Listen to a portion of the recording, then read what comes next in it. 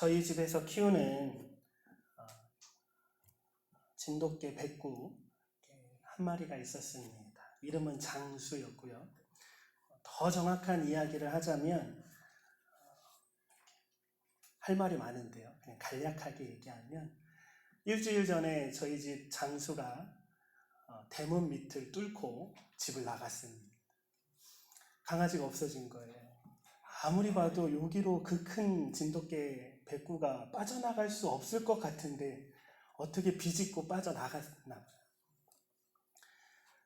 동네를 몇 바퀴 돌면서 찾아도 찾을 수가 없었습니다. 그렇게 하루가 지나고 이틀이 지나고 계속 유기견 센터 홈페이지를 뒤졌죠. 또 이제 강아지를 잃어버렸다고 또 신고도 하고 신청도 하고 그렇게 이제 찾았습니다. 그러다가 3일째 되던 날에 이제 한국 동물보호소라는 곳에서 꼭 저희 장수 같은 애가 덜덜 떠는 모습으로 사진이 찍혔고 잃어버린 장소도 수율이라고 찍혀 있더라고요. 구조된 장소도. 그래서 전화를 하고 양주까지 차를 몰고 1시간 넘게 가가지고 거기 가서 저희 장수를 찾았습니다. 딱 보는데요. 너무 이제 스트레스를 받고 또 너무 이제 두려움에 이제 빠져 있어서 저를 보고 저희 사무를 봐도 못 알아보고 움츠려 있더라고요. 한 10번을 부르고 장수야, 장수야 10번을 부르고 20번을 부를 때 이제 조금씩 눈빛이 바뀌는 것을 보게 되었습니다. 그러면서 조금씩 저에게 와서 이렇게 찾았습니다. 그래서 그 찾은 거를 또 사진으로 찍어서 이렇게 주인이 찾아갔다고 이렇게 올리더라고요. 제가 이상하게 나왔는데 그냥 일주일 전 이야기예요. 이 장수를 데리고 와서 목욕을 시키고 고생했다고 빗길도 다 비켜주고 또 이제 맛있는 사료도 사가지고 먹이고 이제 집도 이쁘게 돼 있거든요. 그렇게 다 해주면서 식구들끼리 이제 뭐라고 말하냐면 야, 니도 집 나가니까 개고생이지. 이제 알았지. 네가 얼마나 사랑받으면서 얼마나 이쁘게 지금 크고 있는지, 얼마나 좋은 집에서 얼마나 좋은 사료를 먹으면서 너가 지내고 있는지 나가봤으면 이제 알았을 거 아니야. 또 나가면 안 찾아. 이 바보 같은 게 왜 나가가지고 이러면서 이제 막 얘기를 했어요. 그러고서는 이제 그날 밤 잠을 이제 또 청했죠. 마당에다가 이제 장수를 놔두고. 근데 새벽에 빗소리에 일찍 깬 저희 사무가 깜짝 놀라서 저를 깨웁니다. 찾아온 지 시간상으로 12시간도 안 된 거예요. 장수가 또 없대요. 나가봤더니 진짜 없어요. 뭐 어디로 나갔는지 모르겠어요. 또 겉절로 나갔는지 이게 어떻게 그 틈으로 나갔는지 또 장수가 없어졌습니다. 그 새벽에 잠옷바람으로 또 동네를 여러 번 돌아도 찾을 수가 없었고 일주일이 지난 지금도 센터에 또 올라오는 사진이 없더라고요. 그리고 장수도 돌아오지 않았습니다. 저뿐만 아니라 모든 식구들이 씩씩거리기 시작했어요. 진짜 바보 아니야? 진짜 멍청한 거 아니야? 더 심하게는 저한테는 그 말이 제일 심하거든요. 욕을 잘 못하니까 미친 거 아니야? 아니 뭐 그렇게 나가서 고생했으면 그렇게 나가서 사람들한테 붙잡히고 막 두려움에 떨고 막 그 눈빛 제가 다 봤거든요. 그 움츠려든 그 장수의 모습을 다 보고 너무나 불쌍하고 너무나 안타까운 그 장수를 달래고 얼레서 데리고 왔더니 또 나가는 거예요. 그렇게 씩씩거리고 있는데 문득 아차 싶습니다. 왜냐하면 제가 그렇게 씩씩거리면서 얘기하고 있던 너무 바보 같은 거 아니야? 너무 멍청한 거 아니야? 진짜 미친 거 아니야? 라고 얘기했던 그의 모습이 바로 나의 모습이었고 우리의 모습이었다라는 것이 비춰졌기 때문입니다. 하나님이 우리를 그렇게 부르시고 품으시고 가장 좋은 것으로 약속하시며 우리를 보호하고 있음에도 불구하고 우리는 세상을 틈만 있으면 나가는 자들이에요. 틈만 있으면 딴 생각하고요. 틈만 있으면 하나님 그 품을 떠나는 자들이 바로 저희들이었음을 보게 되었습니다. 그러한 우리에게 오늘 바울은 에베소 성도들에게 너무나 단호하지만 너무나 애절한 마음으로 말씀하고 있습니다. 그것이 17절 말씀입니다. 우리 함께 읽어보도록 하겠습니다. 그러므로 내가 이것을 말하며 주 안에서 증언하노니 이제부터 너희는 이방인이 그 마음에 허망한 것으로 행함같이 행하지 말라. 이제부터 너희는 이방인이 허망한 마음으로 행하는 그것처럼 이방인처럼 제발 행하지 말라라고 말씀하고 있습니다. 오늘 우리가 함께 보고 있는 에베소서 4장 17절부터 시작되어지는 이 단락, 성경은 단락별로 주제가 있잖아요. 이 단락에서 정말 중요한 말씀은 후반절에 있습니다. 22절부터 24절까지의 말씀인데요. 우리 같이 읽겠습니다. 너희는 유혹의 욕심을 따라 썩어져 가는 구습을 따르는 옛 사람을 벗어버리고 오직 너희의 심령이 새롭게 되어 하나님을 따라 의와 진리의 거룩함으로 지으심을 받은 새 사람을 입으라. 아멘. 많이 익숙한 말씀이죠. 유명한 말씀입니다. 너희는 썩어져가는 그 구습을 따르는 옛사람을 벗어버리고 그 옛사람, 옛습관, 그 이방인이 행하는 것을 이제는 하지 말라 이거예요. 너희는 하나님 안에서 허물과 죄로 죽었던 너희를 살리셨고 너희를 하나 되게 하셔서 약속하신 하나님 나라에 들어가기까지 우리를 지키시고 보호하시고 성장시키는 그 하나님 안에서 새 사람을 날마다 입으라 이거예요. 그런데 이 중요한 말을 하기 전에 18절, 19절, 오늘 본문인 17절, 18절, 19절에 먼저 바울은 이방인의 일반적인 특성을 우리에게 서술하고 설명해 주고 있습니다. 우리 18절, 19절 같이 읽어보겠습니다. 그들의 총명함이 어두워지고 그들 가운데 있는 무지함과 그들의 마음이 굳어짐으로 말미암아 하나님의 생명에서 떠나 있도다. 그들이 감각 없는 자가 되어 자신을 방탕에 방임하여 모든 더러운 것을 욕심으로 행하되. 오늘은 이 구절을 저희가 살펴보고 나누어 볼 텐데요. 왜 바울은 이 설명을 먼저 하고 있을까요? 우리에게 익숙한 중요한 말씀, 너희는 의와 진리의 거룩함으로 새 사람을 입으라 라고 명령하기 전에 왜 이 같은 말을 먼저 하고 있고 우리는 왜 성경에 좋은 말도 많은데 굳이 하나님을 알지 못하고 하나님을 믿지 못하고 하나님의 생명에서 떠나 있는 그들의 특성을 우리가 짚고 넘어가야 할까요? 그것은 우리가 이 옛사람의 특성이 무엇인지 모르면 22절에서 말하고 있는 옛사람을 벗어버릴 수 없기 때문입니다. 알아야 벗을 수 있는 거예요. 내가 무엇이 옛사람의 습관인지 알아야 벗을 수 있다는 거죠. 한번 굳어진 습관은 벗어버리기가 너무 어렵습니다. 무엇을 배우려 할 때요. 수영을 배우든 또 피아노를 배우든 또 스포츠를 배우든 골프를 배우든 무엇을 배우려 할 때에 잘못된 습관 때문에 실력이 늘지 못하고 정체되는 경험을 하셨을 겁니다. 내가 배운 대로 해야 되는데 배운 대로 자꾸 안 되는 거예요. 옛날 습관이 나오는 거예요. 그래서 선생님들은 그 나쁜 습관, 우리에게 이미 배워버린 그 나쁜 습관을 자꾸 지적해주고 자꾸 얘기합니다. 왜냐하면 나도 모르게 나오기 때문에 옆에서 선생님이 지적해줘야 되는 거예요. 너 또 그랬어. 그 습관 안 좋은 거야. 근데 저도 뭘 배울 때면 그 한 번 그렇게 몸에 밴 습관은 진짜 고쳐지기가 힘들어요.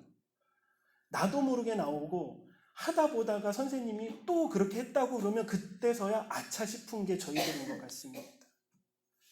누구를 가르칠 때 아예 아무것도 모르는 사람을 가리키는 것과 아니면 지금까지 자기 나름대로 자기 멋대로 해왔던 사람을 가리키는 것과 누구를 가리키는 게 더 쉬울까요? 그 분야에서 아무것도 모르는 사람과 지금까지 자기 나름대로 자기 멋대로 해왔던 사람, 누구를 가리키는 게 쉬워요? 네, 진짜로 가리켜보면 아예 아무것도 모르는 사람을 가리키는 게 훨씬 쉽습니다. 왜냐하면 지금까지 나름 자기 멋대로 해왔다라고 하는 사람은 배운 대로 하기보다 지금까지 자기가 해왔던 습관 버리는 데 에너지를 다 쏟아야 돼요. 그게 너무 힘든 거예요. 저는 필요에 의해서 이제 병원교회에 이제 오게 되고 여기에 이제 반주하시는 집사님이 수요일 날 참석이 너무 어렵기 때문에 반주 없이 찬양하기가 힘들어서 기타를 치기 시작했고요. 혼자 그냥 있을 때 피아노도 치면서 찬양하고 싶어서 코드 피아노라고 해요. 개 이름을 하나도 볼 줄 몰라요. 기타 치듯이 피아노를 칩니다. 저처럼 이렇게 누구한테 배우지 않고 스스로 내 멋대로 기타도 치기 시작했고 피아노도 치기 시작한 사람은 나중에 진짜 피아노 학원 가면 너무 힘든 거예요. 제 멋대로 기타를 쳤던 사람은 진짜 기타 선생님이 저를 가르쳐 주기가 너무 힘든 거예요. 왜냐하면 10년 넘게 나는 내 멋대로 그렇게 쳐왔기 때문이죠. 구원받은 우리가 처음부터 백지 상태에서 너희는 의와 진리의 거룩함으로 새 사람을 입으라는 명령만 주어졌다면 어쩌면 조금 수월했을 거예요. 그냥 백지 상태로 그 새 사람을 입으면 조금은 수월했을지 모르지만 그 전에 우리에게 먼저 행해야 하는 명령이 뭐였어요? 옛 구습을 따르는, 썩어져가는 그 옛 구습을 따르는 옛 사람을 뭐 해야 된다고요? 버려야 한다고요. 이것이 우리를 너무나 힘들게 하는 겁니다. 옛 사람의 습관을 벗어버리는 게 우리에게는 너무나 힘들기 때문에 새 사람을 입는 것도 더딘 거고 새 사람을 입는 게 너무나 힘든 겁니다. 그리고 또 문제는 습관이라는 것은 나도 모르게 자꾸 나오는 거예요. 그리고 내가 잘못하고 있는지도 모르고 그렇게 행하고 있습니다. 제가 군대를 처음 갔을 때 훈련소에서 경례하는 법을 이제 배웁니다. 교관이 이렇게 알려줘요. 팔꿈치부터 손끝까지 딱 일자를 만들어야 된대요. 그리고 안경 낀 사람은 안경 끝에다가 이렇게 댑니다. 각도가 좀 나옵니까? 네. 근데 군대 가기 전에 대학교에서 형들, 이렇게 복학한 형들이랑 막 얘기하다 보면 군대 얘기하고 이러잖아요. 그럼 장난삼아 그냥 충성 해요. 근데 군대 가서 그걸 배우는데 일자로 하래요. 이렇게 일자로. 난 일자야. 차렷하고 경례 그러면 충성 해야 되는데 자꾸 저를 지적하는 거예요. 일자로 안 했다는 거예요. 저는 일자로 분명히 이렇게 생각하고 했는데 꼭 거울 보고 하니까 이렇게 하고 있어요. 일자로 한다고 힘을 너무 줘가지고 충성 그리고 며칠 지나서 교관이 지나가면 경례를 해야 되잖아요. 저도 모르게 저는 왼손잡이라 오른손으로 충성을 해야 되는데 왼손으로 충성을 하고 지나간 거예요. 1초 후에 지나갔던 교관 뭔가 이상한 거예요. 그래서 저를 다시 불러서 해보라고. 그랬더니 그때도 또 제가 왼손으로 하고. 그러니까 습관이라는 것은 내가 알아도 고치기 어렵지만 더 큰 문제는 그 습관을 내가 인지할 수 없다라는 겁니다. 내가 그 자세를 제대로 하는 것 같은데 거울을 들여다보면 완전히 이상하게 하고 있다라는 거예요. 그러니 바울이 먼저 이 옛사람의 일반적인 특성을 우리에게 지적해주고 있는 것은 그 옛 습관의 모습이 혹 너희에게 아직 벗겨지지 않았는지 돌아보라는 말입니다. 그 옛사람의 특성을 알아야 우리가 나를 점검하고 나를 돌아보고 그것을 계속 벗어버리려고 노력하지 않겠습니까? 먼저 하나님을 알지 못하고 믿지 못하고 하나님의 그 생명에서 떠나 있는 사람의 특성은 17절에 나와 있는 허망함입니다. 허무함이에요. 하나님을 모르는 사람은 모두 허무하고 허망한 삶을 살 수밖에 없습니다. 아무리 열심히 살아도, 아무리 최선을 다해 살아도, 아무리 이뤄놓은 업적이 많다 할지라도 다 소용없는 인생을 살았다라는 겁니다. 19절에 나오는 방탕이라는 아셀게이아라는 이 헬라어 단어도 그 속뜻은 우리가 생각하는 방탕이라고 번역을 다 하지만 그 단어의 속뜻은 허비하다, 소비하다, 헛되게 쓴다라는 뜻을 가지고 있습니다. 이제 곧 있으면 여름이고 여름이면 저희가 늘 그랬듯이 휴가를 많이 갈 거 아니에요? 일주일 동안 휴가를 가고 집을 비우는데 깜빡하고 보일러를 켜두고 왔다라고 한번 합시다. 여름에 보일러 안 켜죠? 그럼 겨울에 일주일간 휴가를 가는데 보일러를 켜두고 나갔다고 칩시다. 그러면 일주일 동안 그 보일러 기름은 뭐 한 거예요? 헛되게 쓰인 거예요. 허비했다라는 겁니다. 바로 그 속뜻이 담겨져 있습니다. 우리가 세상에 방탕하는 모든 것은 하나님이 보시기에 뭐 한 거예요? 헛된 삶을 살았다라는 거예요. 허비된 시간을 보냈다라는 겁니다. 그래서 대부분의 사람들은, 정말로 대부분의 사람들은, 간혹 정말 하나님을 모르는 사람도 인생의 말미에 그 허무함을 안 느끼고 가는 사람도 있지만 사실 그것도 속는 거지만 대부분의 사람들은 인생 말미에 허무함을 느끼게 되어 있습니다. 자식을 키운 것도 허무해지고 내가 이렇게 돈을 번 것도 돌아보니 허무해지고 내가 뭘 위해서 살았는지 허무함을 느끼는 겁니다. 그런 모든 인생을 대표하는 노래가 어쩌면 저는 그분을 잘 모르고 한번 이번에 찾아봤었는데요. 참 노래가 좋더라고요. 어떤 의미에서 좋은지는 한번 생각해 보세요. 김도양 씨의 난 참 바보처럼 살았군요. 하얀 백발의 할아버지가 이 노래를 부르는데 가사가 이렇습니다. 어느 날 난 낙엽지는 소리에 갑자기 텅 빈 내 마음을 보았죠. 그냥 덧없이 흘러버린 그런 세월을 느낀 거죠. 저 떨어지는 낙엽처럼 그렇게 살아버린 내 인생. 잃어버린 것은 아닐까? 늦어버린 것은 아닐까? 흘러버린 세월을 찾을 수만 있다면 얼마나 좋을까? 난 참 바보처럼 살았군요. 난 참 바보처럼 살았군요. 혹 이 예배를 드리고 있는 우리 사랑하는 성도님 가운데에 이 가사가 마음에 사무치며 허무함이 밀려오시는 분이 혹 계십니까?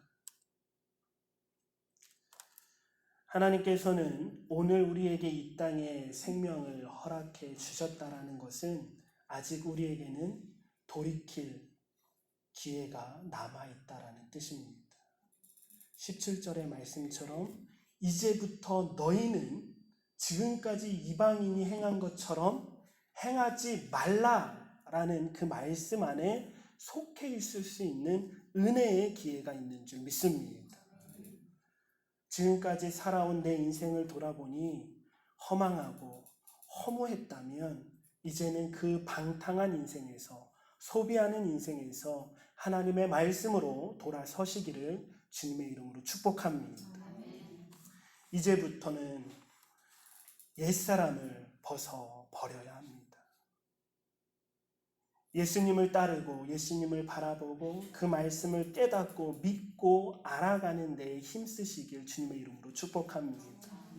하나님이 우리에게 약속하신 그 천국을 바라보며 소망하며 이 땅에 소원이 아니라 하늘의 산 소망을 품으시려고 노력하시길 주님의 이름으로 축복합니다.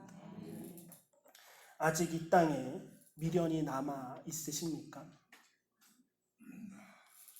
그 미련이 남아있는 것을 위해 애쓴다 할지라도 그 결론은 결국은 허무함일 것입니다. 조금은 긍정적으로 말씀을 바꿔서 드리겠습니다. 우리의 삶 최선을 다해 살아가야 하죠. 최선을 다해 자녀를 키워야 하고, 최선을 다해 공부를 해야 되고, 최선을 다해 직장 생활을 해야 하고, 또 지금 우리가 국립재활원에 있기 때문에 최선을 다해서 치료를 받으셔야 하고 재활운동을 하셔야 합니다. 그것은 똑같아요. 하지만 우리가 왜 그렇게 열심히 살아야 하느냐라는 문제예요. 정말로 우리의 인생의 목표를 성경이 말하고 있는 하나님이 우리에게 주신 그 소명, 하나님께 영광이요 이 땅의 빛과 소금의 역할을 감당하기 위해 나에게 주어진 삶을 최선을 다해 살아가는 것과 아니면 이방인들이 생각하는 마음의 허망함으로 그냥 나름 열심히 살아가는 것은 너무나 다르다는 것입니다. 열심히 해서 운동선수는 열심히 해서 금메달을 따야 하죠. 그런데 그 금메달이 그냥 오로지 내 목표였고 내 인생의 목표였다면 금메달을 딴 이후에는 그 선수에게 허망함이 찾아오는 겁니다. 그런데 그리스도인 선수라면 이렇게 살아가야 합니다. 어떻게? 하나님이 내게 주신 재능이 이 스포츠고 내게 주신 달란트가 이 재능이라면 하나님이 주신 재능으로 최선을 다해 살아감으로 하나님께는 영광이요 이 땅에 빛과 소금의 역할을 감당하며 살아간다라는 성실함으로 살아갈 때에 하나님이 결국에는 저 천국의 영광을 주시겠지만 이 땅에서 또한 보너스처럼 뭐를 주신 거예요? 금메달을 나에게 보상으로 보너스처럼 주셨다라고 느끼는 겁니다. 어떤 차이가 느껴지십니까? 운동선수를 예를 들었습니다. 그런 운동선수라면 금메달을 딴 이후에도 그의 삶이 어떤 방향으로 전향될다 할지라도 그의 인생의 목표는 오로지 하나인 거예요. 하나님의 영광을 위해 주신 달란트와 주신 재능을 가지고 하나님께 영광 올려드리는 성실한 삶. 우리에게 주어진 오늘이라는 이 시간 속에 우리가 하나님께 영광 올려드리는 일이란 다른 것이 아니고요. 하나님이 내게 주신 이 생명을 소중하게 여기며 하나님이 내게 주신 이 육체를 사랑하며 회복해가는 일인 줄 믿습니다. 내가 건강해져서 다른 일 하려고 하는 목적이 아니라 하나님이 주신 하루라는 이 삶을 최선을 다해 성실히 살아감으로 그것이 예배가 되고 그것이 찬양이 되고 그것이 하나님께 영광이 되어지는 줄 믿습니다. 그런데 반대로 우리가 지금 나누고 있는 이방인들은 왜 그렇게 허망하고 허무한 삶을 살 수밖에 없을까요? 18절은 이렇게 말하고 있습니다. 우리 같이 읽겠습니다. 그들의 총명이 어두워지고 그들 가운데 있는 무지함과 그들의 마음이 굳어짐으로 말미암아 하나님의 생명에서 떠나 있도다. 그들은 총명이 어두워지고, 총명이라는 단어는 우리의 생각, 우리의 사고방식, 우리의 삶의 태도를 다 포함한 전인격적인 우리의 어떤 사고방식과 삶의 태도인 거예요. 그러니까 전인격을 얘기하는 겁니다. 그것이 어두워지고 그들 가운데 무지함이 왔대요. 근데 제가 보면 세상에는 너무나 똑똑한 사람이 많고요. 지혜롭고 대단한 사람이 정말로 많습니다. 하지만 그들은 그 잘난 이 세상의 지식 때문에, 이 세상의 지혜 때문에 하나님을 기쁘시게 하지 못할 뿐만 아니라 오히려 그 다음 하반절에 나오는 것처럼 그 지식으로, 그 똑똑함으로, 그 지혜로 그들의 마음이 오히려 굳어져서 하나님의 생명에서 떠나게 한다는 겁니다. 하나님께서는 이 세상에서 미련하다라고 손가락질하는 십자가의 복음으로 우리를 구원해 주셨습니다. 십자가가 뭡니까? 십자가, 예수 그리스도의 십자가. 쉽게 설명하면 이렇게 얘기할 수 있죠. 원수를 위해서 내 목숨을 내놓는 곳이 바로 십자가 아닙니까? 세상 사람들이 보기에는 얼마나 미련합니까? 사랑하는 사람을 위해서도 아니고 내 가족을 위해서도 아니고 원수를 위해서 내 목숨을 내놓는 곳.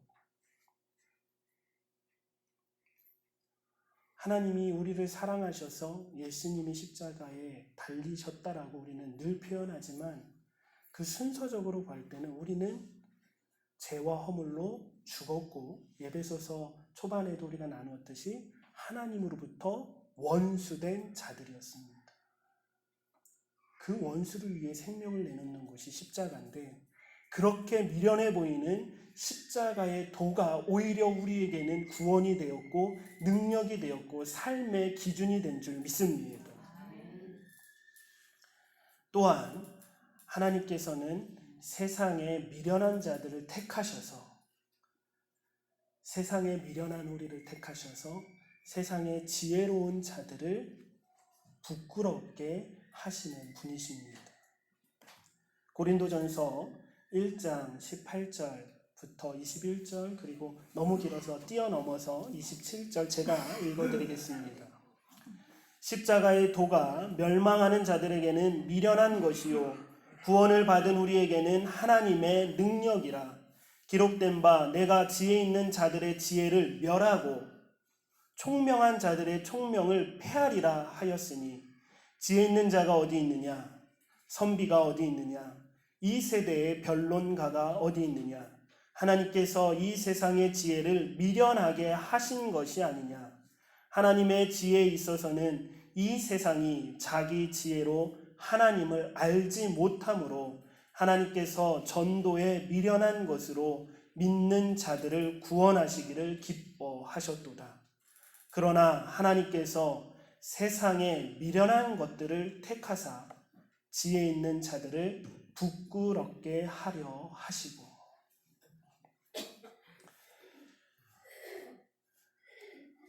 본문으로 돌아와 19절에서 또 그 이방 사람들의 특징을 이렇게 말하고 있습니다. 같이 읽겠습니다. 그들이 감각 없는 자가 되어 자신을 방탕에 방임하여 모든 더러운 것을 욕심으로 행하되. 그들은 감각이 없는 자처럼 아무리 말해줘도 고생하고 또 고생하고 자신들이 그렇게 두려움에 떨었음에도 불구하고 또다시 방탕함에 방임하여 온갖 더러운 것에 욕심으로 행하는 자들입니다.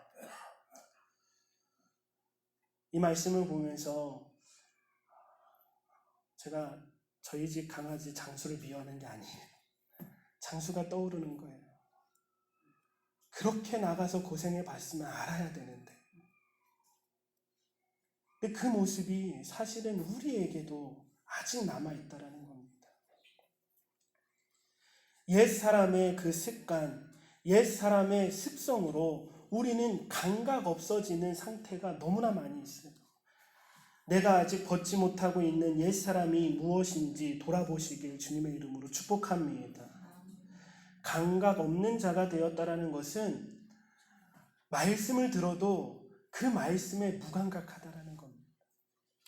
이 말씀이 두려운 것은 교회 안에 이와 같은 모습이 저를 포함해서 우리에게 얼마나 많이 있냐라는 거예요. 지금 바울이 이 말씀을 하고 있는 것은 세상 사람에게 하고 있는 게 아니에요. 누구에게 하고 있죠? 이미 예수님을 믿어 구원받아 하나님의 자녀가 된 에베소 성도들에게 하고 있고 교회에서 예배드리고 있는 우리에게 하고 있다라는 겁니다. 매주일 예배를 참석하고 말씀을 듣는데 그 말씀에 영적인 감각이 전혀 없고 무뎌졌다라는 거예요. 말씀을 듣고 아멘 했다 할지라도 돌아서면 마음속으로 이렇게 얘기합니다. 우리는 그래 성경은 그렇게 말하지만 세상이 어디 그래? 사람이 어디 그래? 어떻게 그렇게 살아? 다 그렇게 그렇고 그렇게 사는 거 아니야? 나 정도면 괜찮지 뭐 이 정도면 돼. 그 말씀 앞에 점점 무뎌지고 무뎌져서 감각이 없어지는 거예요. 말씀을 듣고도 반성도 없고 고치려는 노력도 없습니다. 하나님 없이 말씀 없이 살았던 그 이방인의 옛 습관이 교회를 아무리 10년, 20년 다녔던 우리에게 똑같이 남아있을 수 있다라는 거예요. 어떻게 살아가는 것? 예배는 드려도 세상에 나가면 하나님 없이 살아가는 것. 말씀 없이 살아가는 것.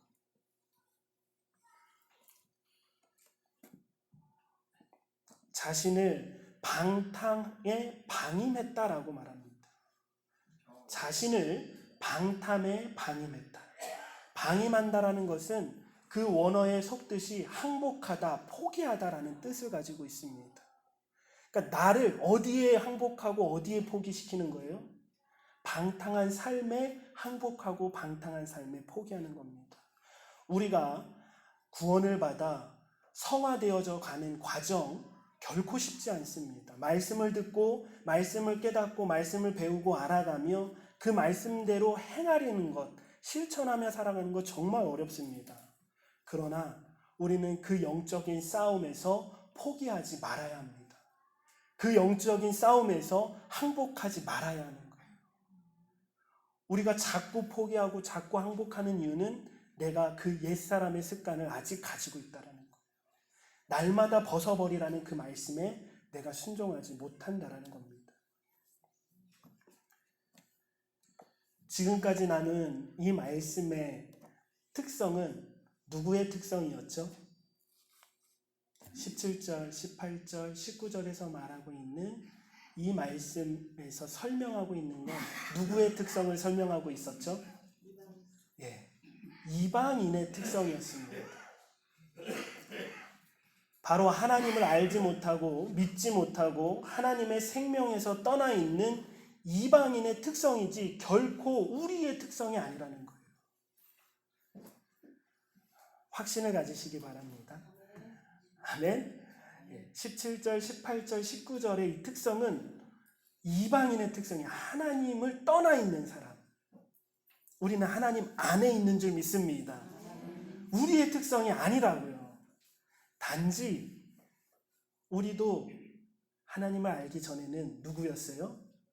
이방인이었고 지금은 그 이방인의 옛 습관이 우리에게 남아있을 뿐입니다. 제가 확신을 가지라는 말은 그 확신이 너무나 중요하기 때문이에요. 그냥 보면, 겉으로 보면 차이가 안 나 보여요. 진짜 이방인의 그 특성과 그 이방인의 특성을 옛 습관으로 갖고 있는 우리가 어찌 보면 차이가 안 나 보이지만 근본적인 차이는 이겁니다. 하나님을 떠나 있는 이방인은 그 특성을 벗어날 수 있습니까? 없습니까? 아예 없다고요. 1%도 벗어버릴 수 없다라는 게 그들의 특성이고 옛 습관을 가지고 있는 우리, 그러나 이미 존재 자체는 새 사람이 된 우리는 그 습관을 오늘 이 말씀의 명령에 순종하여 벗어버릴 수 있는 자가 되었다라는 것입니다. 아멘 하셨으면 좋겠어요. 우리는 해야 하고 할 수 있습니다. 이 말씀에 순종해야 하고 순종할 수 있습니다. 끝까지 포기하지 말아야 하고 항복하지 말아야 합니다. 언제까지요? 천국에 가는 그날까지 이 자신과의 싸움, 옛사람과의 싸움을 포기하지 않는 한 우리는 완성될 그날이 오게 될 줄 믿습니다. 다시 한번 선포합니다. 우리는 해야 하고 할 수 있습니다. 우리는 순종해야 하고 할 수 있습니다. 그래서 바울이 우리에게 이렇게 말씀하고 있는 거예요. 20절 말씀입니다. 같이 읽겠습니다. 시작. 오직 너희는 그리스도를 그같이 배우지 아니하였느니라. 아멘. 뉘앙스가 좀 재밌습니다. 바울이 이렇게 말하는 거예요. 야, 우리가 하나님을, 예수 그리스도를 그렇게 배우지 않았잖아. 근데 왜 자꾸 옛날 습관처럼 살아? 라고 말하는 거예요. 우리 그렇게 배우지 않았잖아.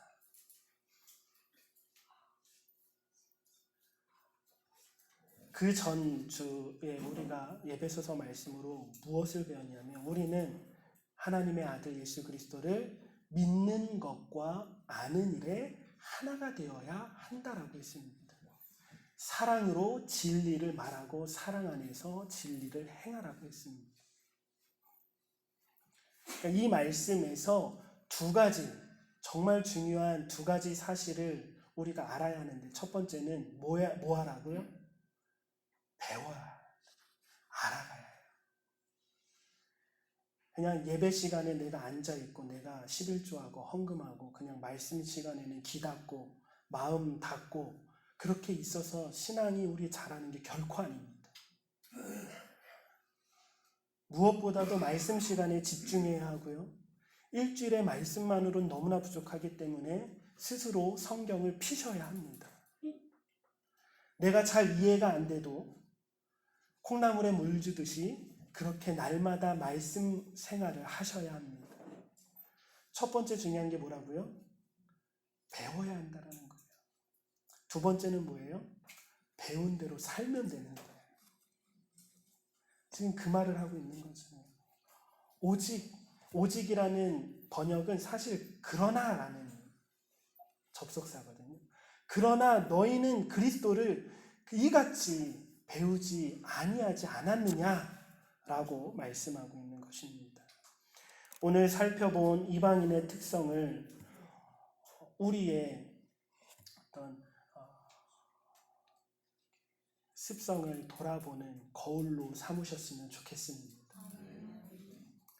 우리에게 아직 남아있는 옛사람의 모습과 습관들을 돌아보고 날마다 벗어버리도록 이 말씀에 순종하는 저희 모두가 되시길 주님의 이름으로 축복합니다. 함께 기도드리겠습니다.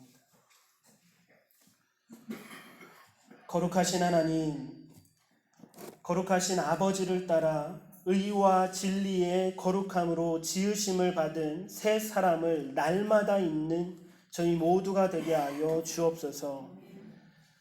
하지만 오늘 말씀을 통해 먼저 썩어져가는 구습을 따르는 옛사람을 벗어버려야 함을 깨달았습니다. 새 사람을 입기가 이렇게 어려운 이유는 옛 습관을 아직도 우리가 고수하고 있었기 때문이라고 깨닫습니다. 습관이 나는 것이 나도 모르게 내 행동에 배어나오고 배운 대로 제대로 한 것 같아도 거울을 보니 습관대로 하게 되는 우리의 모습을 또한 보게 됩니다. 때로는 무엇이 잘못된 습관인지도 모른 채 살아왔던 저희들의 모습을 고백합니다. 함께 나누게 하신 이 말씀을 통해 저희의 영적인 모습을 돌아보게 하여 주옵소서. 하나님을 알지 못하고 믿지 못하고 하나님의 생명에서 떠나 있는 이방인의 특성이 여전히 우리 안에 옛 습관으로 남아있다면 돌아보고 점검하고 기도하며 말씀에 순종하여 벗어버리는 저희 모두가 되게 하여 주옵소서. 지금까지 우리의 삶을 뒤돌아보니 허무하고 허망했다면 생명을 허락하신 이 기회가 우리에게 주어진 줄 믿습니다. 그 허무하고 허망한 삶에서 저 천국을 바라보고 하나님께는 영광이요 빛과 소금의 역할을 감당하기 위해 내게 주신 사명과 내게 주신 재능과 달란트를 가지고 성실하게 최선을 다해 살아가는 하루하루가 되게 하여 주옵소서. 말씀에 감각 없는 자가 되지 않게 하시고 방탕함에 방임하여 포기하고 항복하는 일이 없게 하여 주옵소서. 감사하며 우리 주 예수 그리스도 이름으로 기도드립니다.